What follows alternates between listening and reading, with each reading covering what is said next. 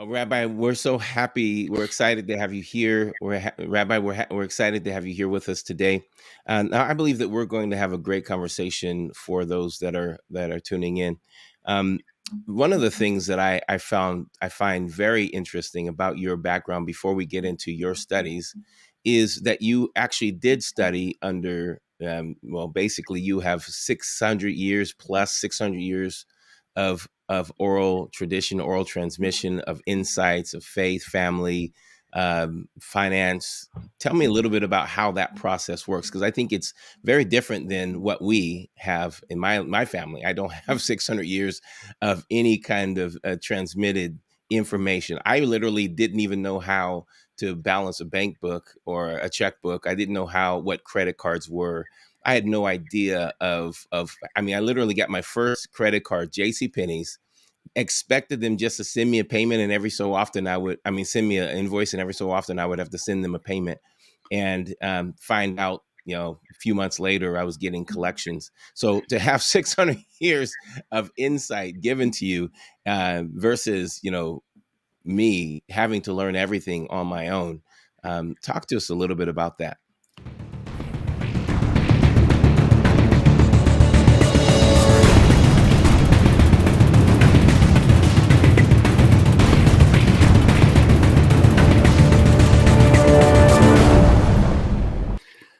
Well, needless to say, I don't think that I would be where you are if I had to start from scratch like you did. So I Well, that's good. salute Thank you. I salute you for having had to do it the hard way. I got it the easy way, I'm afraid, and that is that I didn't have to repeat mistakes because they've all been made in the past, and in the system of ancient Jewish wisdom, Pastor Tracy.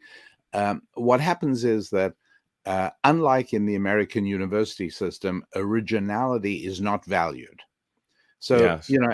you go to college and you're expected to write a paper, and if you copy it from any people before you, you're a plagiarist, and you should get thrown out. And who knows, later on you can become president of the United States.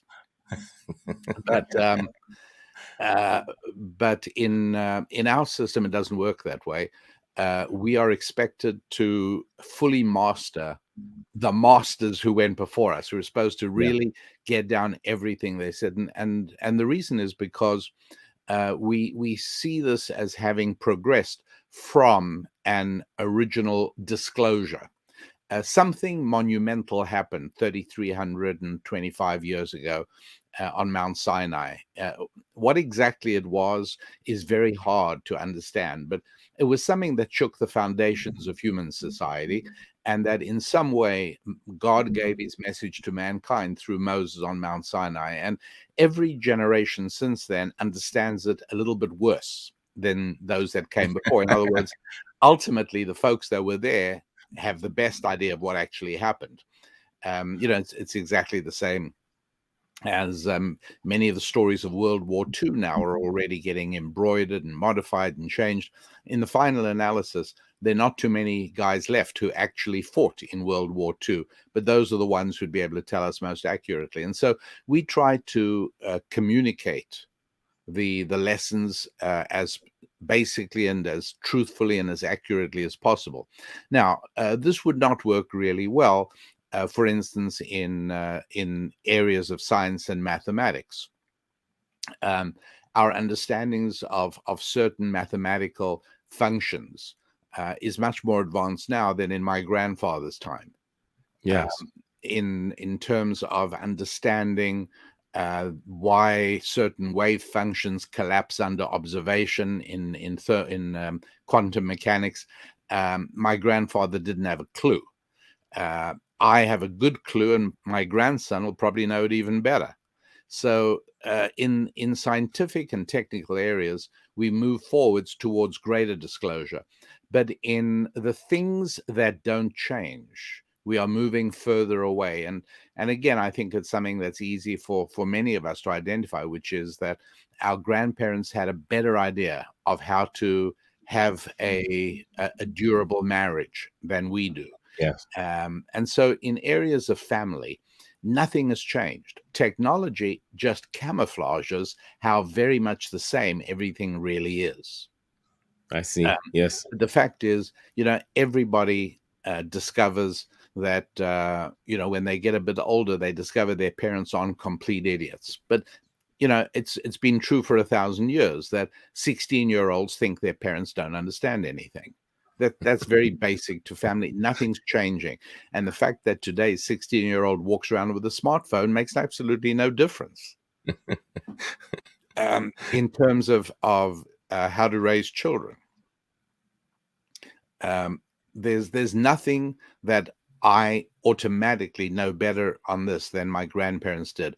The information on how to space children, should I have 3 children or 5 children, you're not going to get that meaningfully from the pages of the latest issue of Psychology Today or Modern Family. This is old information. Nothing has changed. And if anything, the current pages of Psychology Today or Modern Family or any other magazine or any other website are going to be tarnished by projecting wokeness and current political correctness onto the answer. Yes. The fact that male and female are completely different, that men and women could hardly be more different if they were whales and dolphins. We are very, very different from women, and women are very different from men, and that there are only 2 genders. Look, that's a simple, basic reality. I'm not an idiot. I know that conflict with popular culture, but at the same time, if you are trying to understand how the world really works and you reject that notion that men and women are different, you're going to be fatally handicapped. You're probably never going to get how reality really works, because so much of reality is based on sexual differences. Yes. When it comes to money, my grandparents didn't have Bitcoin, and they didn't have that J.C. Penney credit card, and they didn't have Apple Pay, and they didn't have PayPal. Of course, they didn't have that. But the basic idea of converting value into abstract symbols, which could be currency or metallic discs, or even the orientation of iron oxide molecules on the magnetic strip on the back of your credit card. It doesn't matter what you're calling it, but our relationship with money has simply not changed at all in the last 3,000 years. It just hasn't. Human beings and money are a reality. So family and finance are realities. Friendships, again, there's nothing modern science has discovered about friendship that can be in the least bit helpful. Everything that you need to know about friendships, our great-grandparents knew and understood. Yeah, because Facebook, really, you don't have friends, but this, there's education inside in what you. Facebook. Listen, you should be willing to happily switch 100 Facebook friends for 1 real friend. That would be a good deal. I would do it in a heartbeat. Yes.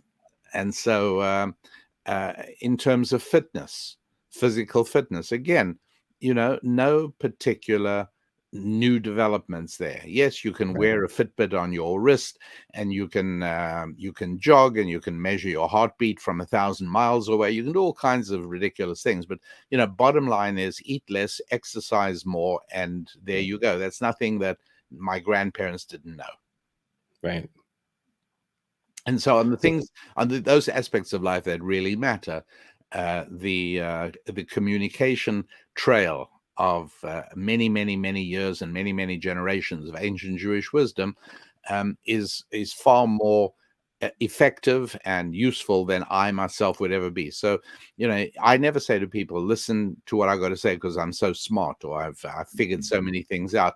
No, I say, you don't want to listen to me. You'll get the benefit, not of my limited intellect, but you'll get the benefit of a very long transmission of information, which has been proven again and again and again to be true and effective. And that's really amazing that it has been so long. The transmission has been so long, and yet it has been proven. It's not that it's still a working in progress. It's very clear. This is not a formula, but it is definitely a way of living, a way of thinking, a way of understanding. Yeah, because a lot of people don't understand that there's 2 different classifications of knowledge. Yes. things that never change and things that change every day. So, science, technology, engineering, math, medicine, these are all things that change every day. And I would be silly to go to a doctor who lived 500 years ago rather than a new doctor. But that's in technology, that's in the science of medicine. But Yes. in the areas of life that don't change, and those are the areas that really matter, one wants to go back to earlier information, not modern up-to-date information, because modern up-to-date information has been distorted by popular culture. Well, it's amazing. If a person's on their deathbed and they're considering their life, they're not thinking about the newest phone that they invented. They're thinking about the moments that they missed out, maybe inventing that, the moments that they didn't have with their children or their spouse or whoever it may be. So it comes back to the things that really matter, those things that are Yeah, really the things that it's we're going to true. be But of course, dedicated don't forget that 30-year-olds are never going to die. So, nobody up to the age of 35 actually ever thinks about, well, what were we thinking about? It's meaningless and non-applicable. They're never going to die, and they're going to rule the world, and the world's going to be Yeah. it's going to be all very easy to do. Hey, weren't you ever 25 or 30?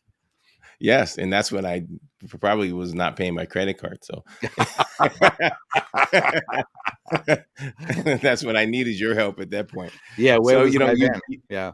yeah, you've given yourself to actually helping people in understanding finance and understanding how finance works. And Yes. there's a statement that you use is Jewish financial success. So, that is a great, incredible statement. But you've given yourself in specializing in the study and the teaching of this. Tell us a little bit how you got into that and what it looks like now and where it's going. Well, for many years, I used to just take it for granted that for the most part, I didn't know any poor Jews. Now, I mean, there's certainly Jews who struggle and have less than they'd like to have, no question about it. But overwhelmingly, Jews are disproportionately good with money. Never thought about it, just took it for granted. Yeah. This is true in every country I ever traveled in that has Jews, every city. And if I look back in history, I know that Spain banished its Jews in 1492, specifically in order to get rid of debts they owed Jews, because Jews Yes. were bankers, and that Spain's fortunes plummeted and never returned. I Wow. know that England banished the Jews in the 12th century, and again, England's fortunes never really returned until Cromwell in the 17th century brought Jews back. Wow. These are things I knew and took for granted, and Now, I it really, understand that also in Germany that it was similar to that before the Hitler reign, that the Jews were bankers and that there was also lending and banking, right? And so that was one of the motivations as well. yeah, yeah. No, if you can kill the people you owe money to, it's like money for free. It's like magic. It's magic. It's very, So, it's very tempting. it could be tempting if you have no morals or values, right? Yeah, Yeah. right. Yeah, that would be a problem. Yes. So, but that's that. But I began to suddenly ask myself, why was this? It's not true for everybody, but it is true for Jews. And it didn't matter whether the Jews came from countries where they had brown skins or they came from countries where they had white skins. It didn't matter whether they were men or women. It didn't matter whether they had high IQs or low IQs. No, it did not have to do with IQ. It didn't have to do with intelligence rating. So, what was it?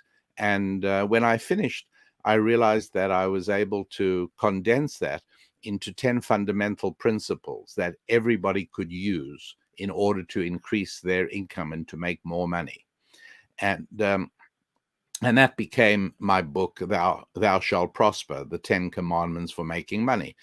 And when I wrote Thou Shalt Prosper, it suddenly excited vast numbers of people all around the world who started putting those principles to use and actually discovering they were making more money. So I was able to show that the disproportionate success of Jews with money had nothing to do with being Jewish, but it had to do with principles of Jewish culture that anybody could adopt. Wow. And indeed, vast numbers of people have adopted them and have prospered and have done very well. Well, it's amazing. I read years ago an article where scientists were trying to isolate what they called the Jew gene.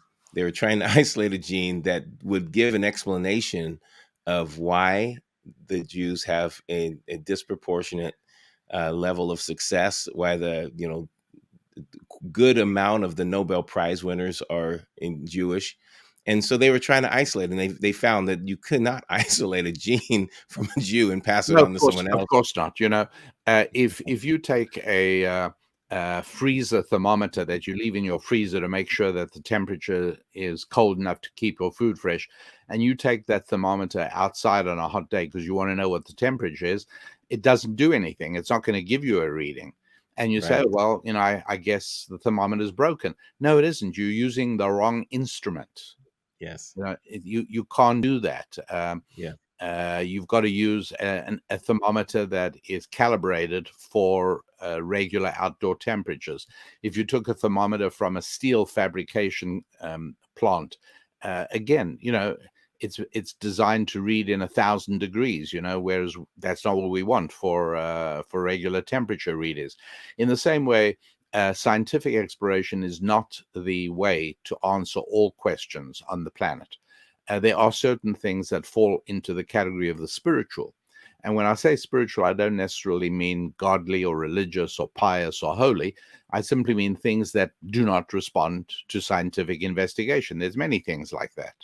And as a matter of fact, when you want to hire somebody, the characteristics you're hiring for are all spiritual. You really don't care about the physical characteristics, such as their height or their weight or their skin color or their eye color or whether they're hairy or bald. You don't really care about those things. All those things that are easy to measure physically, you're not interested in. What you're interested in is integrity, persistence, Yes. those things.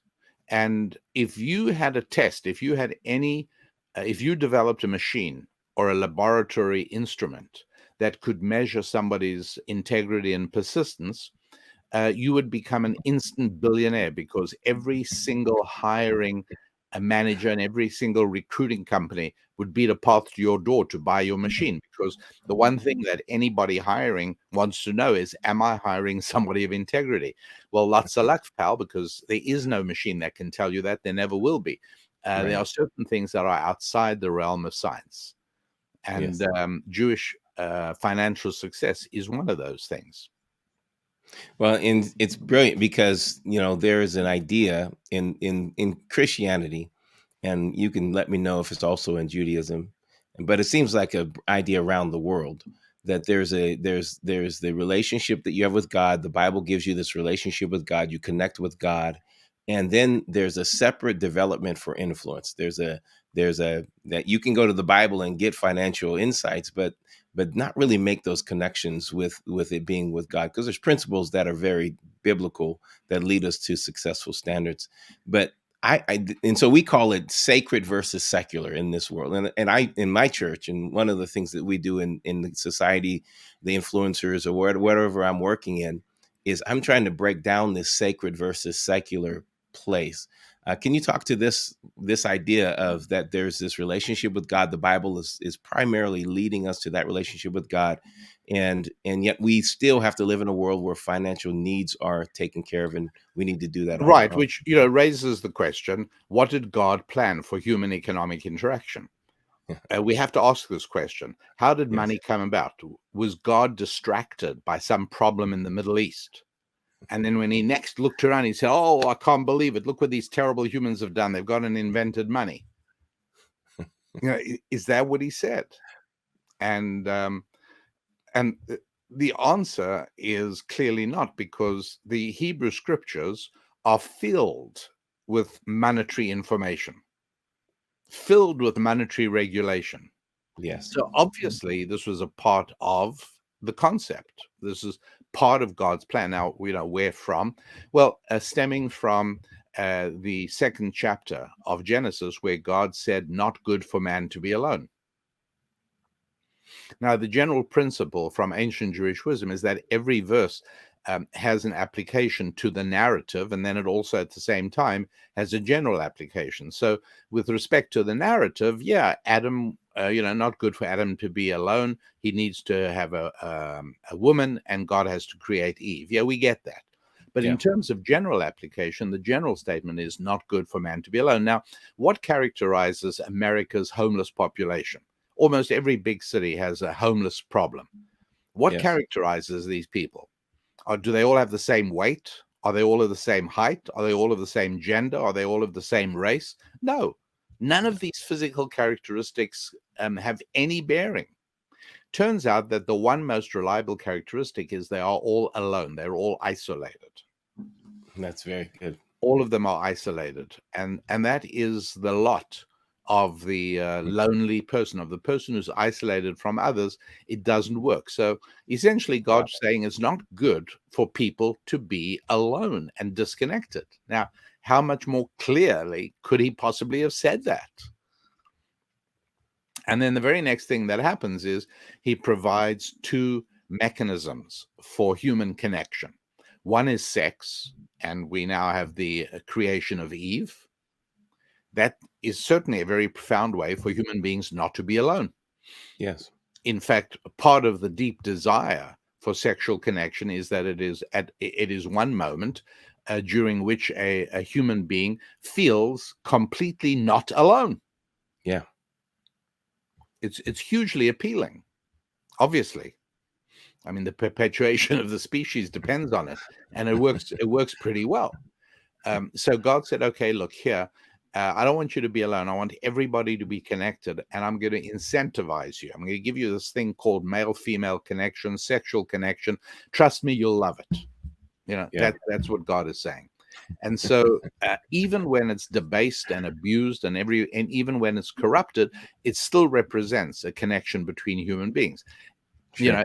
In the end, it turns out, in today's hookup culture, it turns out to abuse women and reduce women and make women feel lonely at the end of the day. So obviously it's been corrupted, but in its correct and ideal application, it provides a landscape of harmony and tranquility and togetherness. So that's one way, but that's not the only way, because shortly thereafter, we have a whole discussion about bread. And God says, by the sweat of your brow you will eat bread. And in one of my Bible programs, I have an online instructional program called Scrolling Through Scripture. I explain what's going on there and how it is that bread in almost every culture serves as a common expression for money, as a slang term for money. I don't know. I mean, is this something you heard growing up? Have you got any dough? Can you lend me some bread? Yeah, definitely.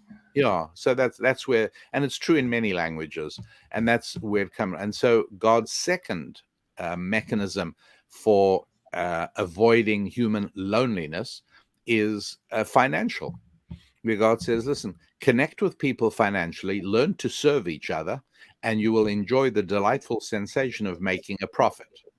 Now, Pastor Tracy, here is something we just got to make a quick little rabbit trail on, which I'm sure you have taught on many, many times. And that is, people say money can't make you happy. Right. And the proof they bring, or one of the proofs, is that people who win lotteries almost always have depraved lives. Things go downhill for them. It's very hard to find somebody who won $10 million and all of a sudden they're happy. Right. But interestingly enough, English and Hebrew are among the very few languages, among thousands of languages in the world, English and Hebrew are among the very few that have the word to earn, E-A-R-N, to earn. In Spanish, for instance, the words for winning or just getting money is the same as earning. There is no distinction. Really? If you want to say I did a job for somebody and I got paid $100, that verb is not earn. I won. $100. But the Interesting. idea of earning is unique to Hebrew and English for certain reasons. And what's so valuable about it is that getting money doesn't make you happy. Right. Earning it really does. Yes. Yes. It really, really does make you happy. And that's one of the reasons that recipients of welfare should be the most grateful, happy people on the planet. Look at all that money they're getting for free. And yet they're the Yeah. most unhappy people. Yes. Getting stuff for free makes you unhappy. Earning it makes you very happy. So God gave us essentially two different mechanisms for finding happiness and connecting with other people: sex and money. Those are the two methods. A way of sort of redefining sex is family, right? Yeah. Because the only reason that you have Thanksgiving with all those cousins is because many years ago, grandpa and grandma's eyes met across a crowded room, and they soon thereafter found ecstasy together, and from that came your uncles and your aunts and all your cousins. So sex is what creates family, and so family and finance are two of my most important 5 Fs. That's excellent. And in this, you mentioned, I think something that should be eye opening to all of us is that the isolation of a homeless person is the perpetuation of their poverty. It's one of the reasons that they are not able to move forward because they're not Absolutely. doing life with other people. Correct. Yes. There's this picture that we see of people who are very, very pious, very righteous in terms of people. They're pursuing God. They're wanting they live in the fear of God. They want to serve God, and yet they're poor. Yeah. And then we see people who are just have no value for God, His kingdom, and they're wealthy, they're rich. What would you say to that thought?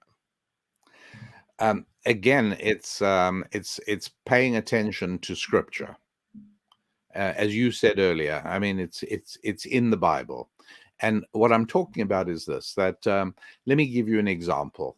Let's say that person you described, a very righteous, pious, saintly person in every possible way, connected to God, and he prays and he gives charity, and everybody loves him or her. Lovely, lovely person.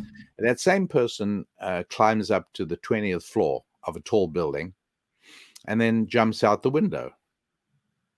And they enjoy a very thrilling 10-second ride, but the sudden stop at the end kills them and takes them straight to the pearly gates. And they arrive there and they say to God, I don't understand. I'm your buddy. I follow all your instructions. I do everything as you say. Why didn't you rescue me? And God says, you didn't do everything I said. You really didn't. I told you to study the world. I told you to look around you.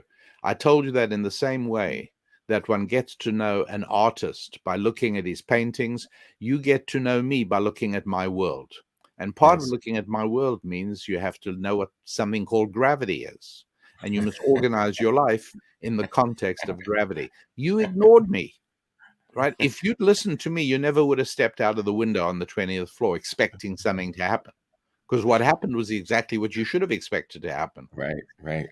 That's the same thing, Pastor Tracy, when it comes to money. Whether you're very holy and very pious and very righteous and very loving and very filled with compassion and very charitable is all lovely stuff. But it has absolutely nothing to do with whether you're making money. Whether you're making money depends on whether you are serving other human beings. Yes. And the person we were describing could live in a cave in utter isolation and still think of himself as a good, kind, loving, saintly, pious, religious kind of person. But he's living all alone, and God says, not good for man to be alone. And so, there you go. Yeah, you're a lovely guy on all those fronts, but you didn't know about gravity. You're a lovely guy on all those fronts. You knew absolutely nothing about money, and you are supposed to. That's what I expected you to do, is what God says. That's excellent. That's excellent. So let's talk a little bit, just for a few minutes, about kind of we've been talking about finance. We've talked about family. We've talked about, even throughout some fitness. Yeah. But there's this world, and you've mentioned it earlier. There's a kind of a woke kind of thing going on in the United States, probably around the world. I don't know what's happening in Israel. Hope to go to Israel this year. You're going to be going, but I'm really just curious of what do you see? What do you see in our political level, political realm? And don't Well, hold anything in back. general, Just if you, one of the things yeah, I've discovered is that pretty much everything that's politically correct is morally incorrect.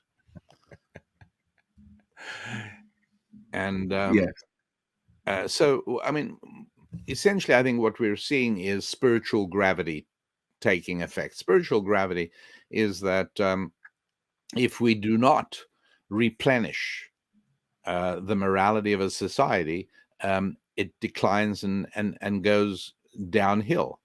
And again, the Bible's really very clear on this. The final sentence in the book of Judges is, and in those days there was no king in Israel; everybody did what they liked. Okay, so a king is a metaphor for government of any kind. So we're being told that every government, that in Israel there was no government at that time, no effective government. Well, that causes a deterioration because part of government's job is to establish certain moralities. yes, Now, again, it's popular culture today. Oh, that's not the job of government. The job of government is administration. No, not really, because many policy decisions are reflections of underlying moral realities. So, right, for instance, you have to decide whether to give a tax break to married couples, which, by the way, was always the case since taxation started in the United States. Until recently, it was always that because a married couple is doing the job of raising the next generation of society. And so government now changed and said, no tax break for married couples. If anything, that it's going to be worse for them. Okay, wow, you're making a moral statement. You're saying that you don't think marriage is a good thing. You can't right, expect there to be no consequence to that. sure, Like, did your mother never teach you about consequences? And so obviously there is a consequence there. And not surprisingly, right after that, chronologically, comes the book of Ruth, which starts off and says, it was in the days the judges were judged, and there was a famine in the land. That's the next verse after the closure of wow, Judges, which says no government. The next verse is, and judges were judged, and there was a famine. Judges were judged means that people didn't have respect for the judiciary and they didn't like what the judges ruled. And they probably went and protested outside their houses, if you could even imagine such a thing ever happening in a civilized society. And then the very next sentence is, and there was a famine in the land. In biblical terms, a famine means a recession. It means financial okay, deterioration. So a drop in the reliability of government, a drop in the reliability of the judiciary and the growing of crime, and then finally financial decay. Heavens, we're watching it happen right in front of our astonished eyes right now. yeah. We're That was probably one of the things that I said in November. I said if this administration wins, there was going to be challenges on both sides. Doesn't matter, but there was going to be challenges. There's always a challenge if someone doesn't have a complete biblical righteous stance. But there was going to be challenge, and one of the challenges that I knew just in my heart is that we were going to have a moral decay. And you said it. We're experiencing a moral decay. Everything's under attack. Nothing has its previous value, and the meaning and look. language of all is The being changed. government is now saying that in the city of San Francisco, and I think other places as well, if you shoplift less than $900 worth of goods, you're good to go. Yeah. That's a decay of government. Yeah, we were just in an area in Northwest. You know it, and Yakima, talking to a Oh, police officer yeah. there. They raised it to $1,400. So $1,200 to $1,400. You can run in and get over $1,000, like you're saying, and just run out. And they can't do anything about it. They won't do Yeah. anything about it. That's so that for government, that's the rule. In Seattle, I believe the police are not allowed to chase after the car if somebody steals a car. They're not allowed to chase after it. A bill was passed in the state of Washington. Okay, so government makes these decisions. The judiciary and the court system fails. And what do you expect? And so the government concedes an inflation rate of 9.1%. Now's not the time to go into the calculations, but the reality is closer to 15 to 20% is the true rate of inflation right Wow. now, which is Wow. devastating. And of course, it has to produce a bit of a recession. I hope only a small one. Sure. So how do you position the people you're talking to um, in this time? We know there's everything's being attacked. Like, we could talk about wars that are happening in the world, but everything's happening. It seems like everything that's being tipped, everything that can be pushed is pushed. How are you preparing people? What are you telling people to think about, say, do? Yeah. What is on your heart, your So mind? the first thing, and I've stressed this on my online courses at my website and also in my books, you have to increase your revenue. Don't accept your current income as the last word. You've got to find new revenue streams. Maybe Yeah. it's a side gig, or maybe it's a raise, but whatever it is, if money is losing its value at over 1% a month, then you have to, if it's 15%, you've got to find a way of increasing your take-home revenue by 15%. And there's a lot of different ways of doing that. And again, I can't go into details here, but if you're serious about it, there's a lot of ways that you've just got to recognize that it can be done. It's not written on granite somewhere that your current earnings are your current earnings. You can increase that, and you must. In an inflationary environment, that's the only way to stay where you are is to increase your revenue. Yes. So that's number So one. Number two, I think it's a good time to borrow money. I'm sorry okay. to say that, but if your money loses value at the rate of 1% a month, then so does your debt. And Okay. so if you have student loans, I don't think they should be paid off now at all. And on the contrary, I think that if you can borrow money now to buy durable assets like real estate or even certain metals and commodities, you should do that.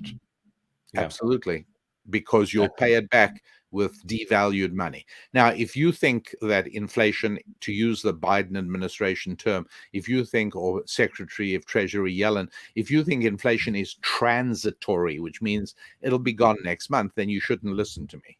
Yeah. But I see an administration that just sent $40 billion to Ukraine. For what? Yeah. It's Right. like throwing money away. Yeah. Right? We know how that story is going to end. It's going to Yeah. end with a negotiated settlement with Russia occupying part of Ukraine. That's how it's going to end. End of Yeah. story. And there's absolutely nothing America can do about it.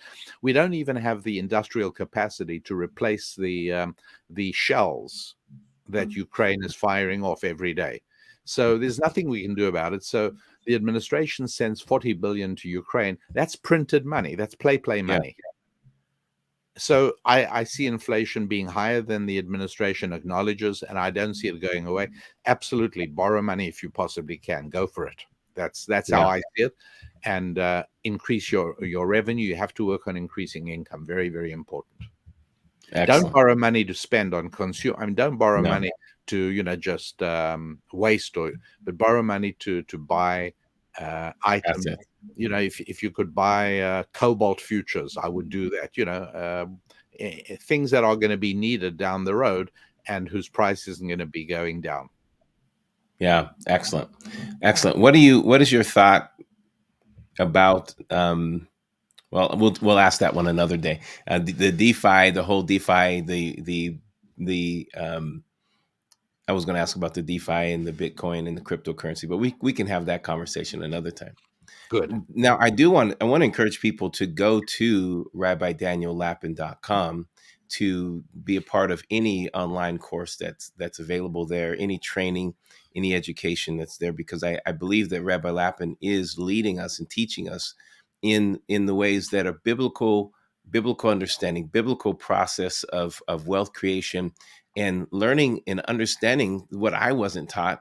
600 years of transmitted insight and wisdom, not only about the Bible and connecting with God, but about finance and family and friendship and having these things. So I would encourage you to go to rabbidaniellapin.com and make sure that you jump into any course. Also, get the biblical secrets. Biblical secrets book is really one of the books that we push. I push it every time I'm talking to someone, they're needing to make this adjustment of is wealth creation biblical? Does God want you to create wealth? And that is the book I think that has had just a significant mind shift change in people's lives. You want to say anything about the biblical secrets? Well, yeah, I would say first of all that on YouTube, Pastor Business Tracy, secret. I do a Yes. weekly show, the Rabbi Daniel Lapin show on YouTube. There's a channel there, and I do a lot of these lessons on the 5 Fs. The most recent one that's just posted for this week has to do with how to change. You know, somebody who says, "Look, I kind of acknowledge that I need to change things in my life, but how? Like, how do you change?" And so Yes. we tackle that and get down to nitty gritty on that, and everything. There's a whole lot on my website that's free for your benefit, and please, as Pastor says, go for it and enjoy it and benefit and onwards and upwards. And I would definitely say Business Secrets from the Bible is really, It's a really great good. book. I was messing up the title, but that's the title, No, Business it's a Secrets. really helpful. Business Secrets from the Bible is an immensely helpful book in terms Excellent. of really, when I say increase your revenue, you've got to wrap yourself around a different kind of worldview, and that's what the book does, and then it's much easier. Well, it's been very effective in Even in helping terms people. of asking your boss for a raise, you got to know how to do that. Yes. Excellent. But So one your boss last is question is expecting it. or you what? I'm sorry, I'm saying your boss expects you to. So go He's ahead and do expects it. you. Yeah, that's good. That's good. There's a question that I think that I want to ask is what is money? Just as we begin to dial down and just kind of close the wrap up the show, what would you describe as money? Gosh, I was hoping you were going to say this is so interesting. We're going to go for another hour now, and we'll start off We with the can. question of what is money. But instead of which, Pastor Tracy, you know how to make life tough on a guy. You're basically saying to me, "What's money?" and you got 3 minutes to answer it. There you go. You do well under pressure. So I can tell you first of all what it is not. What it is not is what everybody is taught at Economics 101 at college. You know, money is a means of exchange, blah, blah, blah, blah, go to sleep. Totally boring, totally nonsensical. No, essentially, if you think about what money is, do we have 2 minutes? No, you can. We have longer. You have longer. Okay, all right, fine. Well, then let me explain what money is. Let's imagine I'm a roofing contractor. That's what I do for a living. And the phone rings one afternoon. I'm just about to take my homeschooled family off to the skating rink to play around on the ice a bit. Phone rings and somebody says, "Hey, you're a roofer, right? Rabbi Lapin, is that what you do?" I say, "Yep, that's what I do." He says, "Listen, come on over. My kitchen, the water's pouring into my kitchen. It's raining. My wife is miserable. There's got to be a way to solve this. Please come over right away." And I'm just about to open my mouth and I'm saying, "Hey, I wish I could, but I'm engaged. I've arranged to take my kids skating." Fortunately, the Lord stopped my mouth talking. And just before I said that, I got the right message. And I said to him, "Absolutely. And the only thing is I'm going to be bringing my kids because I want them to learn how the world really works." He says, "Sure, bring them on over. No problem. My wife will have some cookies ready." So I said to the kids, "Hey, kids, get on the truck. We're not going skating. We're doing something much more important." "Oh no! We want to go skating. What's more important?" "Oh, this is much more important and much more exciting and much more wonderful. You'll enjoy it more." "Oh, what's it?" "We are going to help another one of God's children." What are you talking about? There's one of God's children in the next town over who's really unhappy. And we have it in our power to make him and his wife happy. Right now, they're unhappy. We can fix that. Well, now their ears are perking up. They're still sorry not to go skating, but they're kind of interested. So I say, "Listen, put the toolbox in the truck, put the ladder on top, help me get all this ready, jump in the back, and we're off." We go over to the guy's house, and we see the water coming into the kitchen, and his wife is really unhappy, and his wife's unhappy. That makes him unhappy. And so we walk in, and the children hear me say to him, "Listen, you can already start getting basins and towels ready because it's going to stop. You can start cleaning up very soon. We'll get this fixed in no time." Put the ladder there. We go up on the roof, and we find the bad shingles. We pull them off, replace them with good shingles. Those kids who can come up on top helping me. Those are kids who are too small. They're finding stuff we need, like passing up tools and things. Pretty soon it's all done. We go down to the kitchen again, and they see no more water coming in. And the husband and wife already cleaned up, and they're as happy as could be. And I said, see, that's what we did. We made them happy. And now comes the interesting part. Kids say, why? What happens now? I said, watch. I say to the gentleman, I say, well, I fixed your roof now, and I would like you to give me some certificates of appreciation. He says, sure. How many would you like? I say, oh, I need 100. And he hands over $100. Gives me 10 $10 bills. My kids' eyes go wide, and they say, what's going on? And I said, this man is showing that he appreciates what we did for him. And he's giving us 100 marks that indicate we did something for him. Interesting. So then I come home, we pick up my wife, and I say to the kids, who'd like to have steak and French fries for dinner? Me. You know, they're all healthy eaters, these Lapins. So we go over to the nearest kosher restaurant, and we walk in, and we sit down. The guy, owner of the restaurant, comes over and says, what do you want? And I said, well, we want, 9 plates of steak and French fries. He says, well, you want me to slave over my stove and work for you? Why would I do that? I'm enjoying listening to the radio. Why would I go and work over my stove? And I said, because if you do that, I will show you my appreciation with certificates of appreciation. He said, oh, really? You got certificates of appreciation? I say, yes, I do have. And he says, well, that's different. That shows me you are part of a special club of people who serve one another. I'm happy to serve you because I know you serve other people. Yes. So he goes and makes a lovely meal. And at the end of it, I say to him, how many certificates of appreciation would you like? He says, 60, please. And I say, here you go. And I peel off 6 10s from my pile, and I give them to him. He's as happy as could be.